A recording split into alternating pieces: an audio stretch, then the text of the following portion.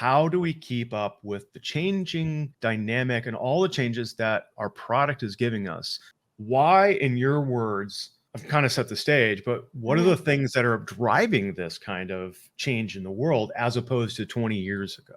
We're talking about SaaS, and SaaS is absolutely the biggest driver of this. Everybody has gotten used to the fact that if you're using a SaaS software of any type, it can make changes on a dime. And very often you'll see changes happening multiple times a week. A lot of times they're tiny little changes that don't impact you very much. But if you are a company that is serving up software to people that need to use the software for their jobs, those little changes can be big things. And if those changes are happening and they're not reflected in the training, it kind of looks like you're not keeping up with your own product. So that's problematic, right? Like, I mean, this comes from Agile software development. Tell me more about Agile, though, because I don't think everybody understands it.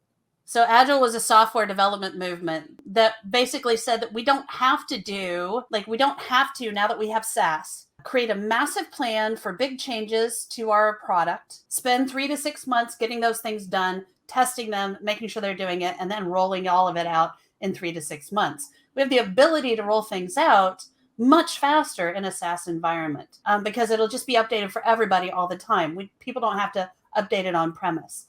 The idea is that you'd have sprints. Usually sprints are about 2 weeks long, where code would be developed and finalized and then released if it passes QA. So you can have changes to a product every couple of weeks that can be pretty big changes. And in Agile as well, they can do like bug fixes or minor fixes or things along those lines on a daily basis. So you've got big changes coming in the software on a pretty regular basis. And if you've got 30 classes out there, that can have a massive impact on your training.